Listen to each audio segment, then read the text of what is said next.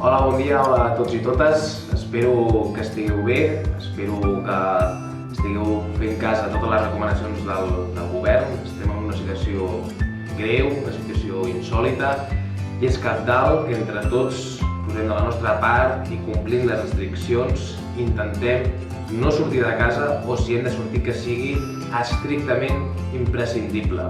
Per tant, des de la meva persona us demano que fem aquest esforç, que serà difícil, perquè ho serà, no poder sortir de casa serà difícil, però fem-ho perquè el nombre de contagis està creixent, és un creixement exponencial i el sistema pot arribar a col·lapsar, i és responsabilitat nostra evitar que això passi. Per tant, us desitjo salut, us desitjo que podeu tenir paciència, i a partir d'ara la feina la farem via online. Us penjaré totes les informacions al Classroom, podeu contactar amb mi via correu electrònic quan ho desitgeu i jo intentaré respondre el més aviat possible.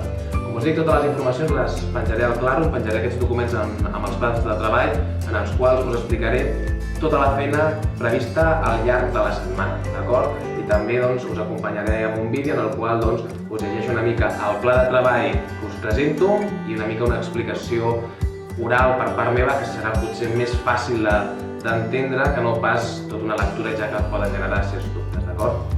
Bé, de moment, coses comunes per a tots els grups. Hem de saber que les dates límits d'entrega dels treballs seran els divendres a les 23:59, d'acord? Podeu entregar abans els treballs, però la data límit serà a les 23:59. Són activitats avaluables, són activitats en les quals seguim avançant temari. Per tant, és obligatori fer-ho, d'acord? No hi ha excusa, hem d'estar en contacte via Classroom en tot moment. Llavors, si les feines les teniu abans, les pugeu, però jo a partir de dissabte començaré a comprovar qui ha entregat les feines i a partir d'aquí començarem les correccions, començaré a posar nota. Òbviament, tots els retards seran penalitzats. A continuació us presento la feina de Ciències Socials de segon A. Bé, és una llàstima, volia començar en breus la geografia. La geografia la començarem la setmana que ve, la farem, jo us aniré penjant vídeos de temari i bé, he d'acabar d'estudiar com anirem avançant el temari, però bé, tancarem la crisi baix-medieval amb un petit treballet en el qual heu de contestar unes preguntes. Sí, les preguntes han de ser d'unes 100-150 paraules i es pot contestar, es pot escriure, ja sigui a Word, PDF, Docs, bé, ho podeu fer a ordinador. Ja us aviso, el plagi està prohibit, qualsevol activitat de plagi, qualsevol tema copiat, serà una activitat suspesa.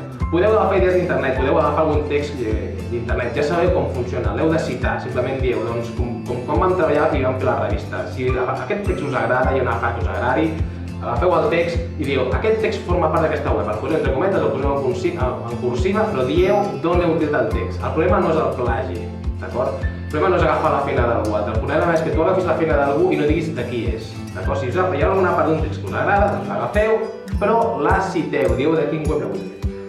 I tenim aquestes preguntes que heu de contestar amb 100-150 paraules.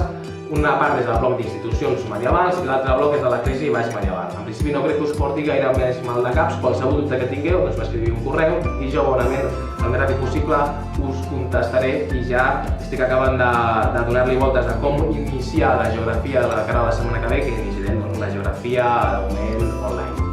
Gràcies.